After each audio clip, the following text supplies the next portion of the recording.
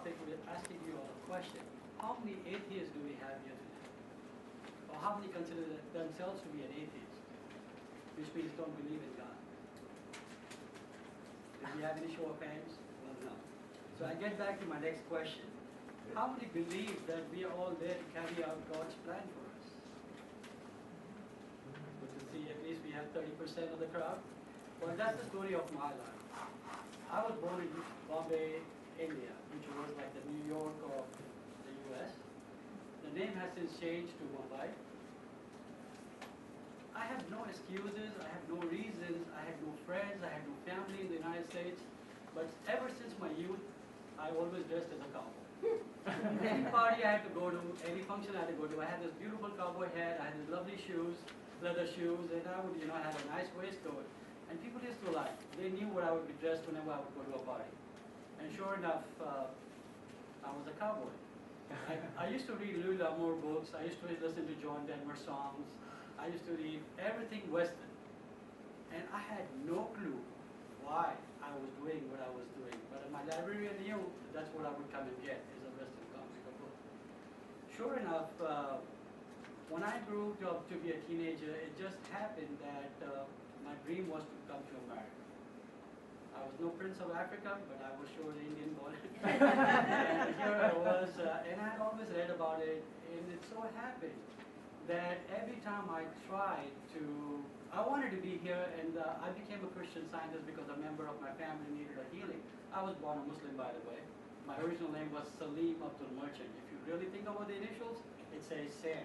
And that's what I am today, Sam Merchant. I am legally Sam now, when I became a citizen. But that's another part of my story. Anyways, when I became a Christian Scientist, I was led to be a president of the Students Association over there, and my dream was to come to study in the university over there, which is in Principia. And the people in India, my godmother, my teacher thought, oh, you're never going to come back. We know for sure you're going to go to the US as a student and stay there, and we don't want to spoil our name. And so it was not meant to be at the age, young age of 18 when I thought I was ready. But prior to that, I was chosen by the Rotary Club of Bombay as to be a name brand student for a foreign exchange student scholarship to come to the United States. And my mother was a single parent, and I was the only child. So she didn't think it was appropriate for me to go, because again, she felt she had nobody besides me and I would not come back and things might change. I was too young. So again, that was not to be in that decade. But it was meant to be, and over the years, it so happened that I got an opportunity to move on to work as an investment manager in Dubai. And I happened to work for a company from Chicago, which ultimately brought me over to the United States to get my license. Once I landed on the shores, I jumped ship. It was meant to be, I was meant to be here, this was God's plan for me, and things were beginning to happen.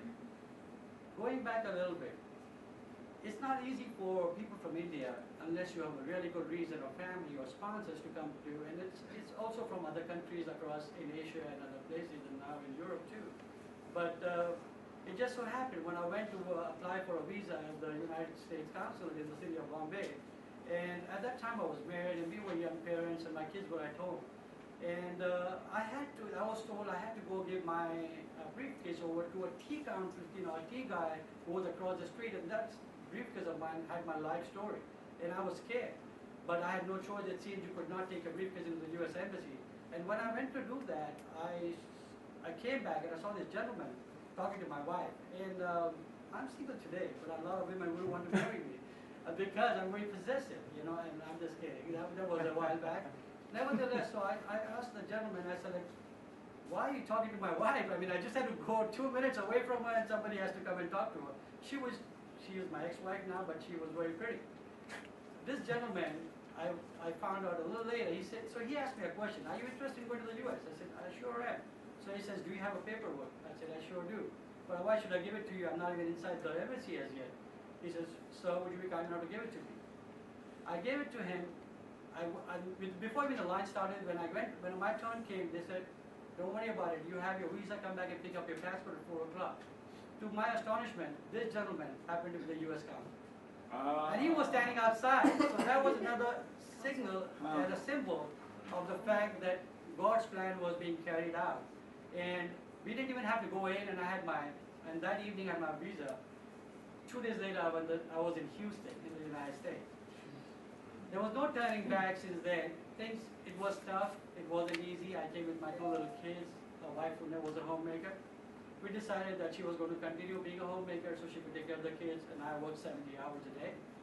But again, fate was to intervene, fate was to intervene, and God, and I had a friend that I had helped come to the United States from India very many years ago, and he was in Washington, who had an Indian restaurant, and sure enough, I was called to come there, and he sponsored me for my green card. Today I'm a citizen, and I'm very blessed. A few years ago, my son got shot. My oldest son was working in a mall, and he comes out and he gets shot. That whole thing changed my perspective to life. When he recovered, and I saw that how close he had come to death, it made me want to give back to the community. I just realized how blessed I was, and not only was I carrying on God's plan, but it was time for me to give back today.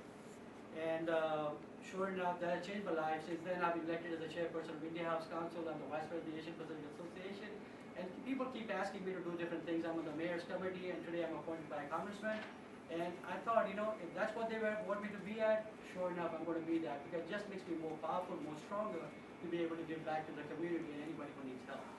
Lastly, no matter how many ghastly people come into your life, make sure that you keep loving, and they are going to change. Thank you so much.